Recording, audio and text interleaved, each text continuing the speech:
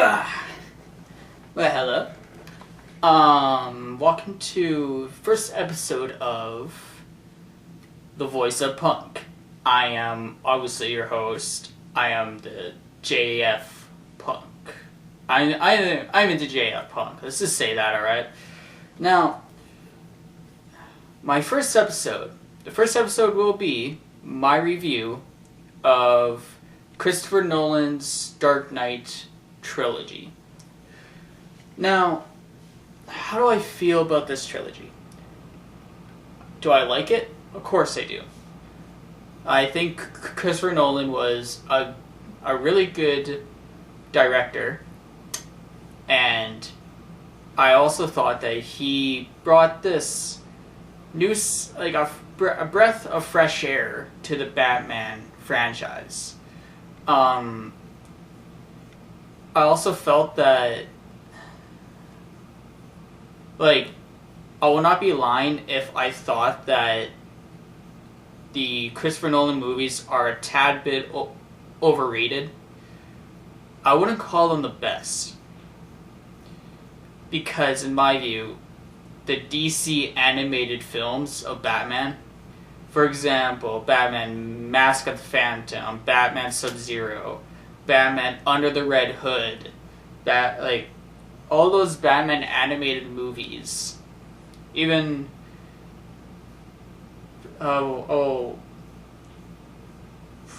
Return of the Joker, that was a good one. Batman Beyond. I feel that those animated films represent Batman more. And I feel that Christopher Nolan, granted, they are great. They're great films. But are they the best Batman films? I wouldn't go that far. So, the one I liked the best was The Dark Knight Rises. Because to me, this felt like a... I am a huge fan of Batman. I'm saying that right now. But I would say that The Dark Knight Rises had me feeling more... This felt more like a Batman thing. With Bruce Wayne hiding away for 8 years, for 8 years, and it just felt more like a Batman. It had a more Batman feel to me. I loved Bane. Bane was awesome. Because when I saw this movie, finally, I thought that Bane was portrayed perfectly. Sure, he doesn't have the venom and all that. And all that. But the way he was portrayed being this really tough and strong badass, this really tough and strong badass who can beat Batman on a physical level, but also having, a high intelligence, a really high IQ, and being a really smart bad guy, but at the same time can beat with his hands. I thought Tom Hardy played Bane perfectly. I loved Bane. Even though his voice, can get, I wouldn't say distracting, but it can get a little funny. Not as funny as Christian Bale's Batman voice, but I was expecting Bane to turn into freaking Gandalf. I'm just imagining, when him and Batman are in the sewers, and Batman's crossing the bridge, I'm just expecting Bane to go all, "You shall not pass!" Or just out of nowhere go, "Airborne baggage. I don't know this place anymore." Just go into this, just start saying Gandalf speeches or something. "I will see the Hobbit." Or either that, or I was expecting, because he sounded a lot like Sean Connery too. So I was just expecting what's his name? Bane, Halford to be behind Bane, stroking his white cat, and going, "Hello, Mr. Bond. You sure you fall into my trap?" You know? Like, I'm just expecting that to happen. But, and thing is though, despite all that, despite his voice and all that, I thought he was perfect Bane. I loved Bane in this movie. Actually, Bane was one of my favorite characters. Other person who I liked was Joseph Gordon-Levitt as John Blake, who I like to call a combination between Jason Todd and Tim Drake. I thought, and I know a lot of people were kind of rolled their eyes at the thing, like oh, his real name is Robin. You know, it's like, oh, that's her birth name. Oh, that's his. It's catering straight to the fans. I know, but it's catering to me, and I love that. And you know, wasn't a big surprise that John Blake was going to become Batman at the end. I didn't. I saw that coming a mile away, and but I didn't see coming was having his name actually be Robin. I thought that was actually kind of funny. I thought it was funny, just kind of like a slap to the head. It's like, oh yeah, right. So there's all that. And,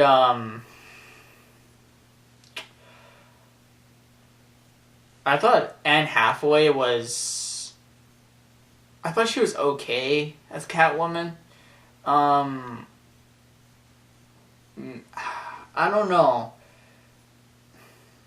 You see, it's hard for me to compare Anne Hathaway to Michelle Pfeiffer, who played Catwoman in Tim Burton's Batman Returns. It's hard for me to compare those two because they're two different interpretations of the character. With Anne Hathaway, she's more of the comic character and more of the 1960s Adam West show of Catwoman. And while Michelle Pfeiffer took a more darker and psychological, like, she's more like a split personality almost. I know that sounds weird, but it worked. You know, it worked for that movie. And so, I don't know, like, I never really, like, I liked Michelle Pfeiffer as Catwoman, but I never enjoyed it. I liked it, but I liked Danny DeVito as Penguin more than I liked Michelle Pfeiffer as Catwoman. And Anne Hathaway, I feel like I should like her more, but I don't. Like, I don't know, it's hard to explain, but I don't know, it's just hard to explain. But Anne Hathaway was okay. Now, the low point of this movie, I know some people are going to disagree with me on this, but in my view, Christian Bale is the best Bruce Wayne, but the worst Batman. Like, I'm going to get shot for saying this, but George Clooney is a better Batman than Christian Bale is. And George Clooney is terrible. Like, the second he puts on that costume, like, second Christian Bale puts on that costume and starts speaking in that voice, it's like, holy shit, man, you are, like, what the hell are you doing? Like, in Dark Knight Rises, where he's just punching Bane in the face, asking where the bomb is. Oh my god, I almost pissed myself. I was laughing so hard. He's like, where's the bomb guy? You know? For a second, I thought Sylvester Stallone was on freaking drugs. I was like, oh, but that would be a better movie. So Sylvester Stallone as Batman? Oh yeah, I would see that. I would see that, oh yeah. Batman with a freaking Uzi. No, what the hell am I doing? Freaking machine gun. God damn. But, Rambo Batman, that'd be freaking awesome. But, yeah, so,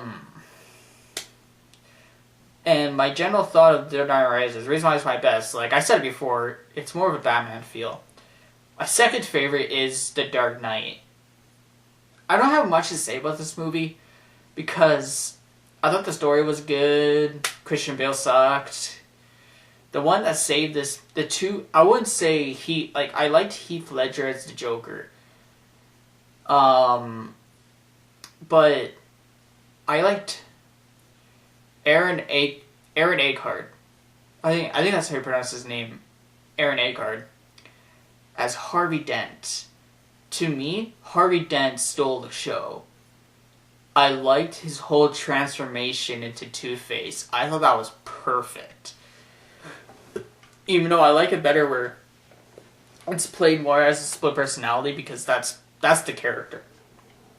The character is a split personality, right?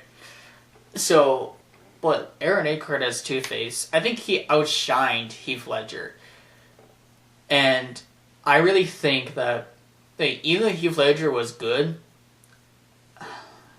Mark Hamill is the Joker. Like, I don't care what anybody says. Watch the animated series if you haven't. But Mark Hamill is the Joker. Like, I cannot read a comic book or a story with the Joker in it without picturing Mark Hamill doing his voice. Like, Mark Hamill made that character his own. And Heath Ledger can't change that for me. Like, so that's my whole thing about it.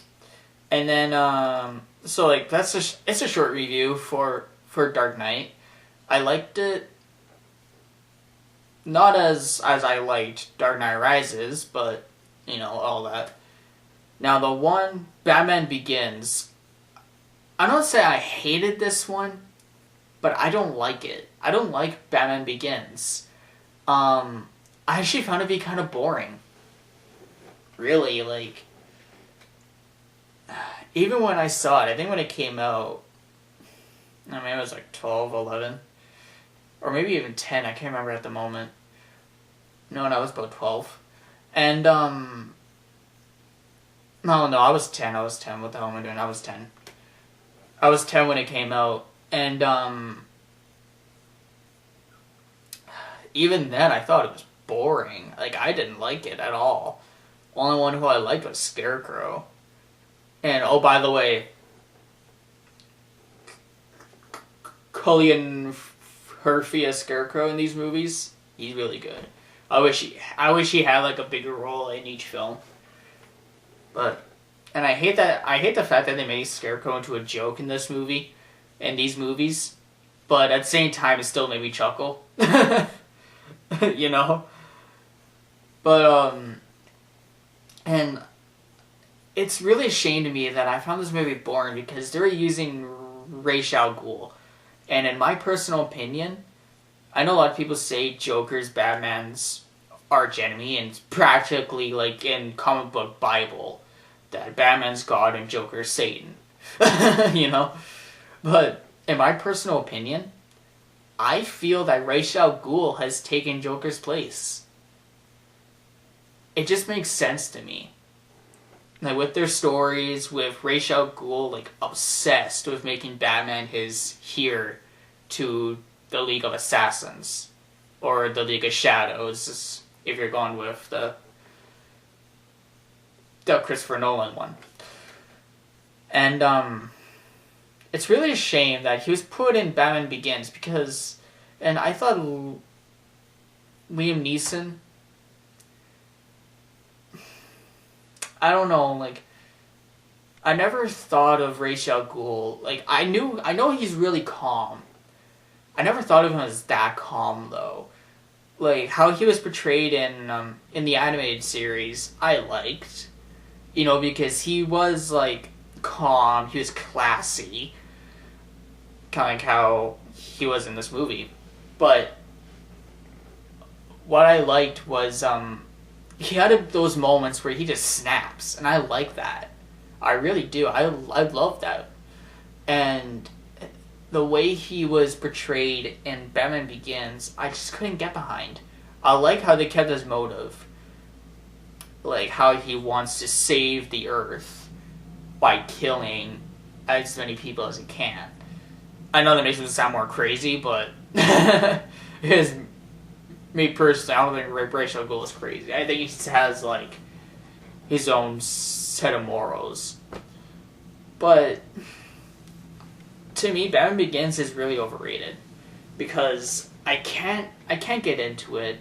I didn't like Christian Bale as Batman. I liked him as Bruce Wayne. I liked Michael Caine. He's great as Alfred. Oh, I like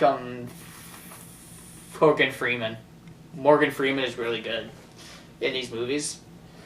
But then again, you know, how can you go wrong with Morgan Freeman? The man played God. Okay? Bruce Almighty. The man played God. And now Eric... No, I'm not gonna say that. But